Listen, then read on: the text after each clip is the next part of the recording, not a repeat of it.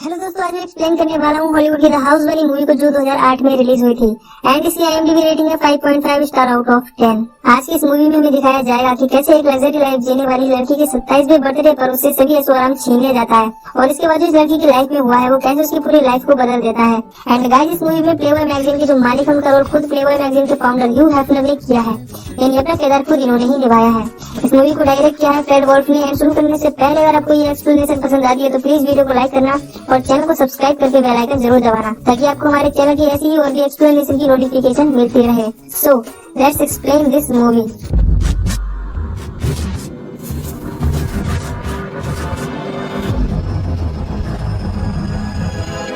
तो कहानी की शुरुआत होती है हमें ये दिखाते हुए कि एक लड़की जिसका नाम सैली है वो बचपन में काफी अगली दिखती थी। सैली एक ऑर्फेनेज में रहती थी और भी कई बच्चे उसके साथ थे, पर जैसे जैसे सब बड़े हुए सभी बच्चों को किसी न किसी ने अडॉप्ट कर लिया सिवाय बेचारी सैली के, क्योंकि वो बाकी बच्चों की तरह खूबसूरत नहीं थी। लेकिन एक दिन सैली की लाइफ में कुछ ऐसा हुआ जिससे वो धीरे धीरे बहुत ब्यूटीफुल हो गई। अब दोस्तों, सैली की लाइफ में ऐसा क्या हुआ जिससे वो खूबसूरत हो गई, ये हमें इस मूवी के क्लाइमैक्स में पता चलेगा। तो सैली जब काफी खूबसूरत हो गई तो वो बन जाती है प्लेबॉय मैंसन की प्लेबॉय, जिसे हर ऐशो आराम मिलता है। वो एक लग्जरी लाइफ जीने लगती है और साथ ही वो प्लेबॉय मैंसन और प्लेबॉय मैगजीन के मालिक ह्यू हैफनर की सबसे खास थी। उसे यहाँ काफी टाइम हो जाता है और अब कुछ ही समय में प्लेबॉय मैगजीन के कवर पेज पर वो आने वाली थी, जिससे वो लोगों के बीच काफी पॉपुलर हो जाती, क्योंकि प्लेबॉय मैगजीन अपने समय की काफी पॉपुलर मैगजीन थी।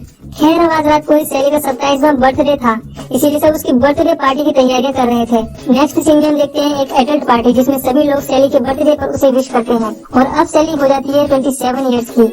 अगले दिन सैली जब उठती है तो मार्विन जो इस प्लेबॉय मैनर में ड्रिंक्स बनाता है वो सैली को एक लेटर देता है जो प्लेबॉय मैनर एंड मैगजीन के मालिक ह्यू हैफनर का था। उसे लगता है शायद ह्यू हैफनर ने उसके लिए कोई सरप्राइज रखा है। जब सैली उस लेटर को निकालकर पढ़ती है तो उसमें लिखा होता है कि सैली, तुम अपनी पैकिंग करके ये मैनर छोड़कर जा सकती हो।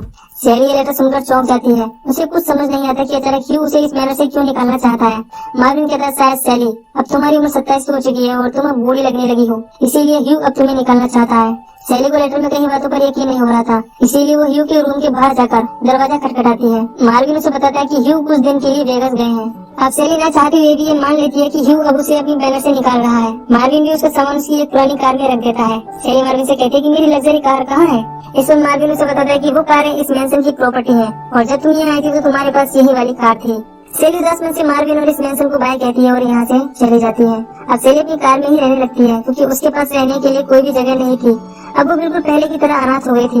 सैली अपने कार में ही ब्रश कर रही होती है, तभी यहाँ एक पुलिस ऑफिसर आ जाता है जिसे ये लगता है कि सैली ने नशा किया हुआ है, इसीलिए वो सैली के मुंह में मशीन डालकर चेक करने के लिए उसे कार से बाहर निकलता है। अब यहाँ सैली इस पुलिस ऑफिसर की मशीन डालने वाली बात को किसी और ही वे में ले जाती है, जिस वजह से वो पुलिस ऑफिसर उसे जेल में डाल देता है। एक रात जेल में बिताने के बाद जब सैली जेल से बाहर आती है तो वो एक ग्रुप हाउस में जाती है ताकि वो बाहर रह सके, पर एशली उसे बताती है कि ये ग्रुप हाउस सिर्फ स्टूडेंट्स के लिए है। अब जो लोग ये नहीं जानते कि ग्रुप हाउस क्या होते हैं उनके लिए मैं बता दूं कि ग्रुप हाउस वो होते हैं जहाँ ऐसे लोग जो अपने घर या फैमिली के साथ नहीं रहना चाहते वो पैसे देकर यहाँ रहते हैं। यहाँ की एक हाउस में जिनका काम ग्रुप हाउस की देखरेख करना होता है वो सैली से कहती है कि तुम्हें जेटा ग्रुप हाउस में ट्राई करना चाहिए। वहाँ की एक हाउस मदर की दिमागी हालत थोड़ी खराब हो गई है। अब जैसा कि औरत सैली को बताती है सैली वहाँ चली जाती है। सैली देखती है कि ग्रुप हाउस का काउंसिल नेटली, जो कि जेटा ग्रुप हाउस की एक और हाउस मदर है, उससे यह कह रहा होता है कि अगर तुमने जल्द ही अपने ग्रुप हाउस के लिए 30 मेंबर नहीं ढूंढे तो तुम्हारा ग्रुप हाउस किसी और ग्रुप हाउस को भेज दिया जाएगा। इतना कहकर काउंसिल चला जाता है। सैली आती है और नेटली से कहती है, मुझे पता है तुम्हारा ग्रुप हाउस खतरे में है, इसीलिए मुझे अपनी ग्रुप हाउस की हाउस मदर बना लो क्योंकि मैं तुम्हारे ग्रुप हाउस के लिए 30 मेंबर्स जोड़ने में मदद कर सकती हूँ। नेटली कहती है, नहीं, हमें किसी और हाउस मदर की जरूरत नहीं है। इतना कहकर नेटली अंदर आ जाती है। यहाँ हम इस ग्रुप हाउस के सभी हाउस मदर को देख पाते हैं। इनका नाम होता है मोना, जोएन, कैरीने, हार्मनी। ये सभी बिल्कुल नॉर्मल तरह से यहाँ रहती थी, लाइक कोई भी मस्ती या पार्टी नहीं और न ही गुड लुकिंग दिखने के लिए कुछ मेकअप वगैरह या अच्छे कपड़े पहनती थी। ये इनमें से जोएन कहती है कि हमारे लोन में कुछ लड़के खड़े हैं। अब कई लड़कों का इनके लोन में खड़े होने नहीं बात तो थी, क्योंकि इनके लोन में सैली कुछ लड़कों को अपना फिगर एंड अट्रैक्टिव योगा दिखाकर लड़कों को अट्रैक्ट कर रही थी। नेटली ये सब देखकर बाहर आती है और सैली को एज अ हाउस मदर अपनी जेटा ग्रुप हाउस में जोड़ लेती है। अब ये सब देखकर नेटली सैली से कहती है कि तुम ये इतनी सारी से कैसे कर लेती हो। सैली कहती है, मैं प्लेबॉय मैंसन में रहती थी और वहाँ इस तरह के एडल्ट पार्टीज और हर तरह के लड़के थे, इसीलिए मैं इन सब कामों में एक्सपर्ट हूँ। तभी यहाँ एक और लड़की आती है जिसका नाम लिली होता है। ये भी यहाँ की एक हाउस मदर होती है, पर ये थोड़ी शाय थी, इसीलिए ज्यादातर वक्त ये अपने कमरे में रहती थी। नेटली कहती है, सैली, ये लिली है, ये थोड़ी शर्मीली है, ये तानिया है, ये जोएन है जिसे स्पाइन की वजह से स्पाइन रिलैक्सर पहनना पड़ता है, ये हारमोनी है जो प्रेग्नेंट है, ये कैरी में है, एंड ये मोना है। सैली सबसे पहले साबुन लेती है और लेके ही बाहर आ जाती है। सैली बाहर अपने शॉर्ट कपड़ों में अपनी कार वॉश कर रही होती है। ये सब करने से बाहर काफी लोग सैली को ताड़ने लगते हैं। ये सब होता देख सभी बाहर आते हैं और सैली से ऐसा करने की वजह पूछते हैं। सैली कहती है सेक्सी तरीके से अगर हम लोगों की कार वॉश करें तो काफी पैसे इकट्ठा कर सकते हैं, जिनकी हमें काफी जरूरत भी है। सभी लड़के कहते हैं कि सैली पागल है जो ऐसी हरकत कर रही है। नेटली कहती है कम से कम हमें इसे एक मौका देना चाहिए। सैली को इस तरह कार वॉश करता देख कुछ लड़के यहाँ आ जाते हैं, जिनमें से एक लड़का नेटली का क्रश होता है। बट जब उसके पास आ रहा होता है तो नेटली नर्वस हो जाती है। सैली नर्वस होने की वजह पूछती है तो नेटली कहती है कि मुझे कोल्वी पर क्रश है।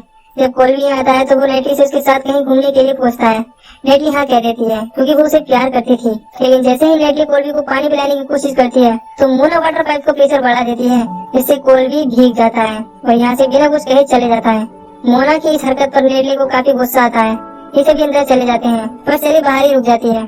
तभी यहाँ एक लड़का आता है जो ओल्ड एज होम के वॉलंटियर के लिए पर्ची चिपका रहा था। सैली से पूछती है कि तुम क्या कर रहे हो। वो कहता है कि मैं ओल्ड एज होम के वॉलंटियर के लिए एड्स लगा रहा हूँ। सैली कहती है क्या हम आ सकते हैं। ये कहता है हाँ अगर तुम चाहो तो आ सकती हो। वैसे भी हमें वॉलंटियर की जरूरत पड़ती रहती है। ये लड़का अपना नाम ओलिवर बताता है और सैली भी इसे अपना नाम बताकर ओल्ड एज होम का एक एड पेपर लेकर वापस अपने ग्रुप हाउस में आ जाती है।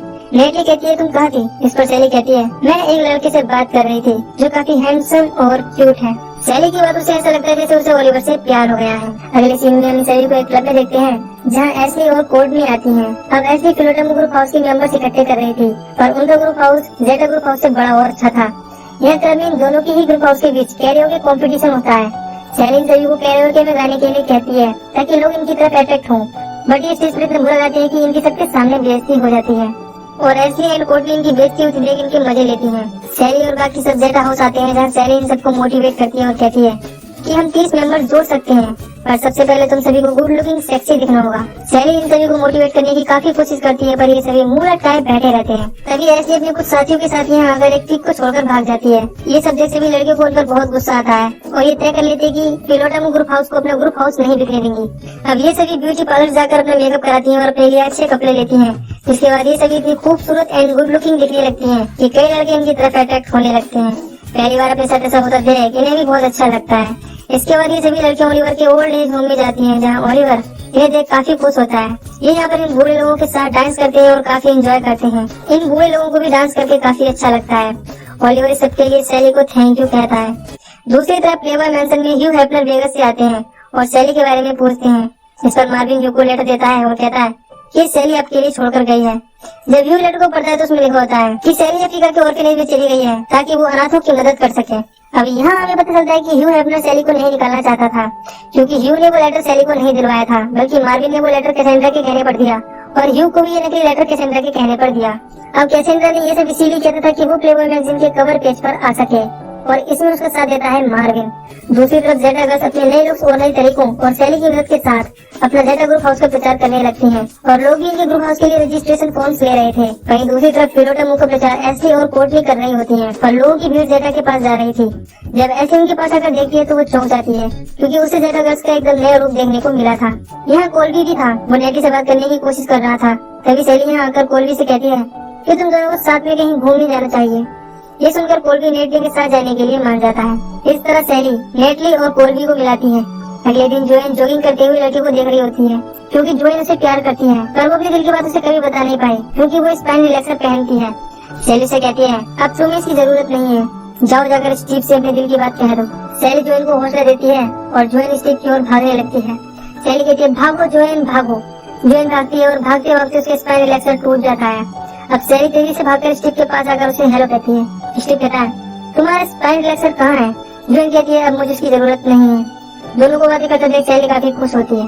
तभी पीछे से फिलोटम ग्रुप हाउस की हेड हाउस मदर आती है जो सैली से कहती है कि मैं तुम्हारे 30 मेंबर्स पूरे नहीं होने दूंगी, जिसके बाद लीगली हम तुम्हारा ग्रुप हाउस खरीद देंगे। इसी रात जेटा की यहाँ होती है एक धमाकेदार जबरदस्त पार्टी जिसमें बहुत लोग शामिल होते हैं। अपने ग्रुप हाउस के प्रचार की सारी ट्रिक्स काम आ रही थी। वहीं दूसरी तरफ फिलोटम ग्रुप हाउस में कोई पार्टी नहीं होती क्योंकि वहाँ डीजे पहुँचता ही नहीं, उनका डीजे जेटा की पार्टी में ही होता है। अगले दिन सैली की ओलिवर के साथ डेट थी। ये सभी लड़के सैली को बेस्ट विशेष देती हैं। सैली ओलिवर के साथ बिल्कुल वही ट्रिक्स यूज कर रही थी जैसा वो प्लेबॉय मैंसन में करती थी। ओलिवर को ये जताने के लिए कि वो कितनी स्पेशल है, ये कहती है कि मेरी एक और डेट है। ये सुनकर ओलिवर कहता है ठीक है मैं जा रहा हूँ क्योंकि मैं नहीं चाहता कि मेरी वजह से कोई तुम्हारा इंतजार करे। इतना कहकर ओलिवर यहाँ से चला जाता है। सैली भी मुड़ कर वापस जेटा हाउस पहुँचती है। सभी लड़कियां नेट के बारे में पूछती हैं तो सैली कहती है कि उस पर मेरी कोई भी ट्रिक काम नहीं आई। मैंने सभी सक्सेस तरीके से ओलिवर को इम्प्रेस करना चाहा पर वो नहीं हुआ। नेटली कहती है हो सकता है शायद ओलिवर को इंटेलिजेंट और पढ़ाकू लड़कियां पसंद हो। अपने दिल में उम्मीद लेकर सैली एक बार फिर से ओलिवर को डेट के लिए मनाती है और काफी किताबें पढ़ती है और क्लास अटेंड करती है। पूरी तैयारी के साथ बिना हॉट दिखे नेटली के चश्मे लगाकर वो ओलिवर के साथ फिर से डेट पर जाती है, लेकिन वो एक बार फिर से गड़बड़ करती है और ओलिवर को सॉरी कहकर आ जाती है। लड़कियां यहाँ अपने मेंबर्स को सिलेक्ट कर रही होती हैं। ये सभी लुक्स के बेस पर जज करके अपने ग्रुप हाउस के लिए मेंबर्स सिलेक्ट कर रही होती हैं। यह बात दीदी को बिल्कुल भी अच्छी नहीं लगती। वो कहती है कभी हम भी गुड लुकिंग नहीं थे, लेकिन आज जब हम थोड़े अच्छे दिखने लग गए हैं तो तुम बाकी लड़कियों को लुक्स के बेस पर जज कर रही हो।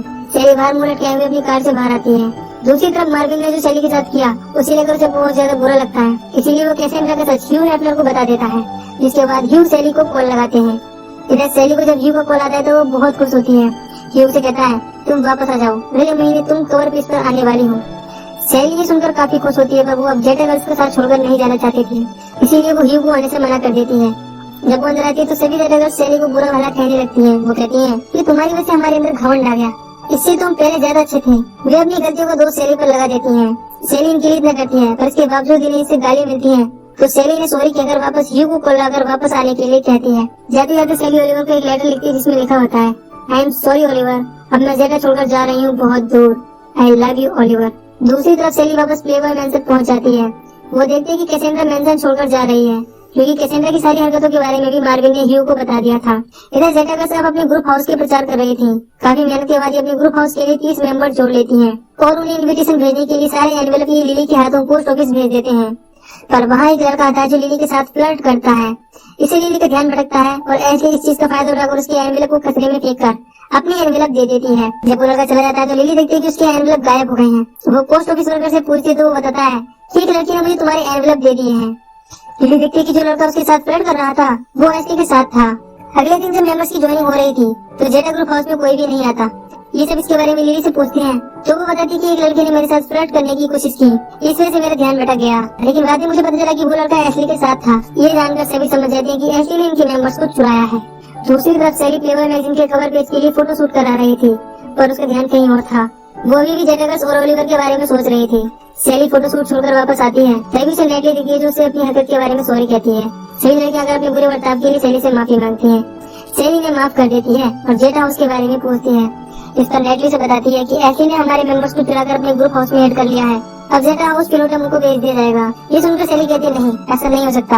इतना कहकर सभी काउंसिल मीटिंग में पहुंच जाते हैं जहाँ जेटा हाउस फिलोटा मुझको भेज दिया जाने वाला था। पर एन मौके पर सैली काउंसिल को रोकती है और सबके सामने अपनी बात रखती है। सैली कहती जब मैं छोटी थी तो बिल्कुल भी खूबसूरत नहीं दिखती थी, मुझे कोई भी पसंद नहीं आता था, पर जब मुझे सर्दी हुई तो मैंने दवाइयाँ खाई। मुझे तब पता चला कि मुझे सर्दी की दवाइयों से एलर्जी है। मुझे एलर्जी की वजह से खुजली होने लगी और इसी खुजली की वजह से मेरे चेहरे पर एक ग्लो आने लगा और मैं खूबसूरत होने लगी। मैं खूबसूरत दिखती हूँ सिर्फ एलर्जी के रिएक्शन की वजह से। मेरी इस खूबसूरती के पीछे एलर्जी से मिलने वाला दर्द है। अगर आपकी खूबसूरती ऐसे छिन जाती है तो आपका साथ कोई नहीं देता सिवाय फ्रेंड्स और फैमिली के। इसी मोटो को हमारी जेटा गर्ल्स और जेटा ग्रुप हाउस फॉलो करती है। जेटा को फर्क नहीं पड़ता कि किसी के लुक्स कैसे हैं। जेटा को कोई भी साफ दिल वाला ज्वाइन कर सकता है। सैली की इस स्पीच को सुनकर काउंसिल मीटिंग में बैठी बहुत सी लड़कियां जेटा को ज्वाइन करती हैं। काउंसिल सभी मेंबर्स को गिनते हैं जो टोटल 29 मेंबर्स होते हैं। तब इन्हें सिर्फ एक मेंबर चाहिए था पर कोई हाथ नहीं उठाता। काउंसिल जेटा ग्रुप हाउस को फिलोटा मुझको बेचने वाले होते हैं कि तभी एशली की दोस्त कोर्टनी जेटा को ज्वाइन करती है और 30 मेंबर्स पूरे करती है। कोर्टनी कहती है कि मुझे नहीं चाहिए फिलोटा मुझे जैसे ग्रुप हाउस और एशली जैसी दोस्त, क्योंकि इन्हें मेरी बिल्कुल भी कदर नहीं है। इसी के साथ जेटा ग्रुप हाउस के 30 मेंबर्स हो जाते हैं और काउंसिल जेटा ग्रुप हाउस को फिलोटा मुझको नहीं बेचते। सभी खुशी खुशी जेटा हाउस लौटते हैं जहाँ सैली को ओलिवर मिलता है। ओलिवर सैली को फूल देता है और कहता है कि मुझे तुम वैसी ही पसंद हो जैसी तुम हो, ना मुझे स्मार्ट चाहिए और ना ही हॉट एंड सेक्सी। इसी के साथ ये मूवी यहीं पर हैप्पी एंडिंग होती है। तो दोस्तों मूवी स्ट्रेट फॉरवर्ड है। हमने मूवी में सैली को देखा जिसे प्लेबॉय मैगजीन से कैसेंड्रा की वजह से निकलना पड़ा। इसी वजह से उसे अपनी लाइफ के अच्छे दोस्त और प्यार मिला। साथ ही सैली ने जेटा गर्ल्स के हारे हुए मन में एक उमंग भरी जिससे ये वापस अपनी जेटा हाउस पा सकी। एंड दोस्तों लास्ट में सैली ह्यू हैफनर को एक लेटर भी लिखती है जिसे पढ़कर ह्यू को ये तसल्ली हो जाती है कि सैली अपनी लाइफ में खुश है। एंड दोस्तों अगर आपको इस मूवी से रिलेटेड कोई भी क्वेश्चन हो तो कमेंट करके पूछ सकते हैं। बाकी वीडियो को लाइक करो और चैनल को सब्सक्राइब करो। एंड जिसे भी ये मूवी देखनी है वो मुझे इंस्टा पर डीएम करके मूवी की लिंक ले सकते हैं। Instagram account link is in the description. मैं मिलूंगा आपसे अगली वीडियो में, तब तक के लिए बाय बाय।